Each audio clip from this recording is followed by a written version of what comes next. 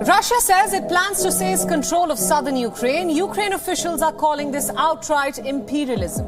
The US has now announced fresh aid for Ukraine, but will this be enough for the country to defend its borders? And how will this ongoing war impact the global economy? We look at all this in today's special broadcast of the WION-VOA Co-Production with me, Priyanka Sharma.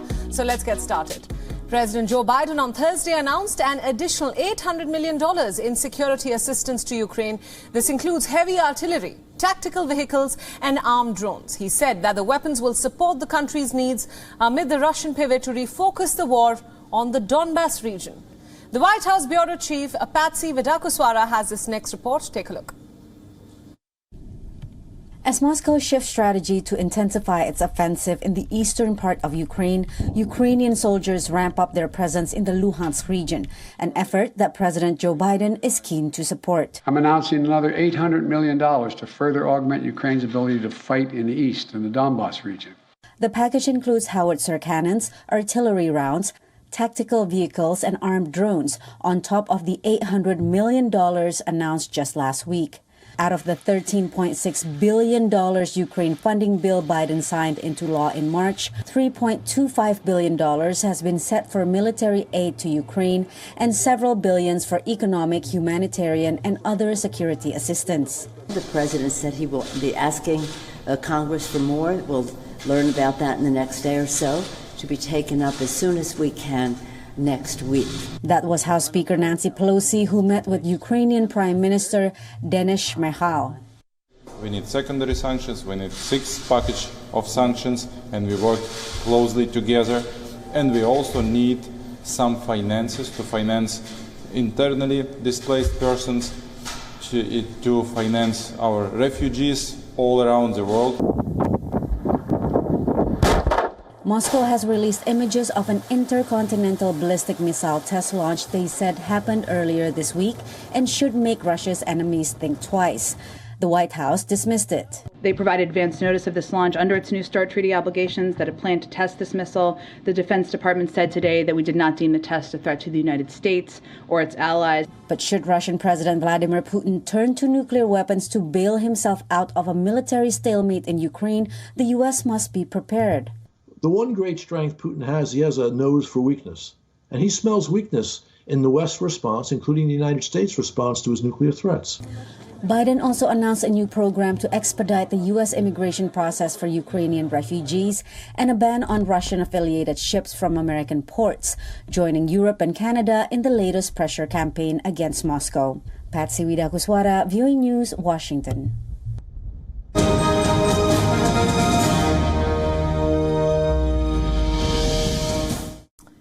Joining us now with more analysis is VOA correspondent Jessica Stone from Washington. Jessica, thanks so much for joining us on this special broadcast. My first question to you.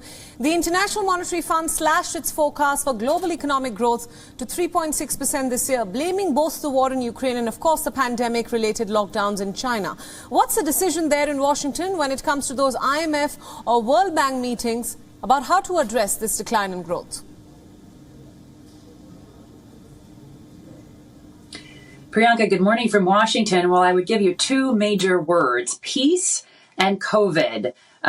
Treasury Secretary Janet Yellen spent a lot of time at these meetings making the point that Russia's war in Ukraine is hurting food costs around the world and that it could land as many as 10 million people around the world in poverty simply because they do not have enough to eat. We know that there's a lot of pressure on wheat prices in particular. And on Wednesday, Yellen and Ukraine's prime minister, who you just saw in that piece, spent time doing a protest of sorts. They walked out of a G20 meeting in protest of Russia's war in Ukraine and in protest, really, of Russia's membership in the G20. As soon as the Russian finance minister began to speak, they walked out, a number of other finance ministers as well.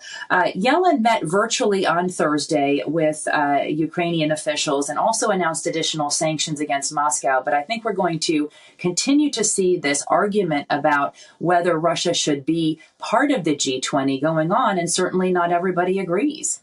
Absolutely. Jessica, the IMF also warned that Russia and China threaten a tectonic shift. That's a term that they use in the world economy. What is the concern being flagged currently by the IMF?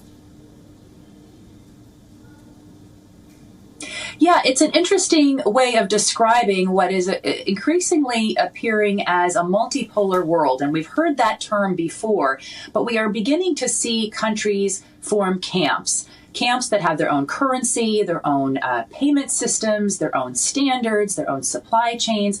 And I think it's safe to say that the lesson that Russia and China have gleaned from the war in Ukraine is, hey, we need to get off the dollar. The dollar makes us subject to U.S. sanctions, and the supply chain shocks, our dependence, for example, on American and Taiwanese semiconductors, is going to make us very vulnerable to economic shocks that hurt our own countries. This is, of course, the opposite of what organizations like the IMF, the World Bank, the United Nations are predicated on. They're predicated on the idea that every country in the world that's part of them subscribes to an international world order, a rule of law. And so the warning from the IMF is essentially, it looks like we're going in a different direction now, and that's very dangerous to the global economy. Right, Jessica, thanks so much for all those inputs. Stay with us on this special broadcast. We'll come back to you and explore other stories as well. Now, even before Russia's invasion of Ukraine, U.S. officials warned about cyber attacks originating in Russia against critical American infrastructure. And now U.S. security agencies are increasingly cracking down on these networks that are used by cyber criminals, including for ransomware attacks. VOA has this next story. Take a look. Ransomware attacks have become a major security threat worldwide as hackers target critical infrastructure such as oil pipelines and water cleaning facilities. In these attacks, hackers embed malicious programs on the victim's computer systems and then demand large sums of money to unlock data and not make it public. Such attacks can cripple a utility or business and inflict heavy financial losses. Ransomware attacks have fundamentally changed in the last couple of years. It used to be the case that they simply encrypted their target's data. They still do that, but they now also steal a copy of their target's information, and they use the threat of releasing that information online as additional leverage to extort payments. In 2018, an average ransom demand amounted to about $5,000. Today, it's hundreds of thousands of dollars, with some reaching multi-million-dollar sums. Payments are usually made in cryptocurrencies, making them harder to track. Paying ransomware is a very bad thing. It incentivizes more attacks and ensures that ransomware continues to be a problem. If nobody paid ransoms, there would be no more ransomware attacks. It's as simple as that. Experts say that hackers are well organized and function as businesses with departments and support staff, and they carefully choose their targets. They're not just indiscriminate about who they are going after. They're really creating a full profile of an organization that they think is vulnerable and likely to pay, and then targeting them. U.S. officials say attackers are often based in Eastern Europe. In some cases, they operate like ordinary criminal groups, while others are supported by governments. We do see Russia as a place where a lot of these attacks originate. Last year, President Joe Biden repeatedly urged Russian leader Vladimir Putin to stop cybercrime originating in his country. By the end of 2021, the number of large-scale attacks declined, and some analysts believe U.S. diplomatic pressure was the reason. But others say criminals became more cautious as U.S. security agencies stepped up efforts to combat ransomware, including seizing extorted money, sanctions, arrests, and indictments. Despite this, the cybersecurity company MCSoft says at least 2,323 U.S. entities were targeted in 2021, including local governments, schools, and hospitals. Stolen data, including social security numbers, usually end up in the dark web, part of the internet known for illegal activities. These crimes hurt individuals, not just institutions, with identity theft a major problem. The worst consequences are the potential effects on individuals.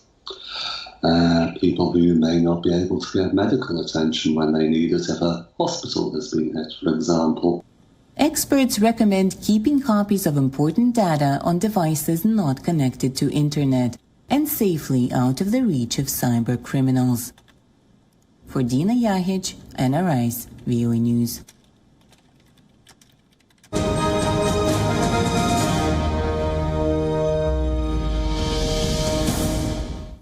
And we still have Voice of America's correspondent Jessica Stone with us from Washington.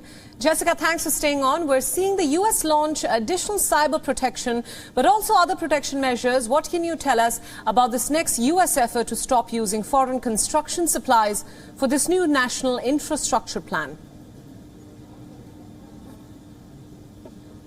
Yeah, U.S. President Joe Biden making an announcement on Tuesday regarding that infrastructure plan in a big port in New Hampshire, which is receiving some heavy government federal investment by the U.S. government in its infrastructure, I should say. One of the arguments he's making is that we need to make more in the United States as a result of the supply chain crisis.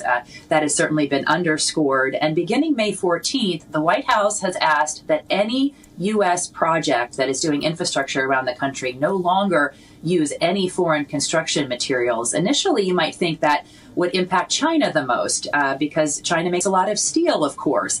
But the U.S. actually gets most of its steel from Brazil, from Mexico, and from Canada. But what will be impacted in Chinese supply chains is concrete, nails, lumber, tile, and other kinds of construction materials such as paint and piping. So we will see an impact potentially on those kinds of supplies from this measure in the U.S. government.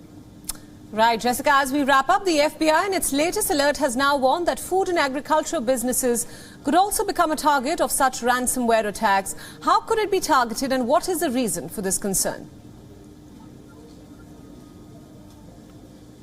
Yeah, it's a very interesting time, perhaps the worst time, right? We've already been talking about food shortages around the world. Now we're talking about ransomware attackers specifically targeting agricultural cooperatives. This was a warning that was issued by the FBI earlier this week on Wednesday. A flash alert is what it's called. And it said, quote, ransomware actors may be more likely to attack agricultural cooperatives during critical planting and harvest seasons. Well, that's right now in the United States. It's early spring. This is when everybody is planting their crops. And the FBI says these co-ops make good targets because they're essentially on a deadline. Many of them have already sold these crops to vendors, and they need to make that deadline. They need to make harvest. So they're more easily influenced by the idea that, hey, if we can't, if you won't pay us something to get access to your systems, we're not going to make it possible, the ransomware actors may say, to get access to all of the systems that you need to get to planting. The FBI reports there have been 2 attacks of this nature so far in 2022, and there were 6 just last fall. So a warning going out to all of the agricultural cooperatives inside the United States. Right, Jessica Stone, thanks so much for all those insights. Thanks for joining us on WION on this special broadcast.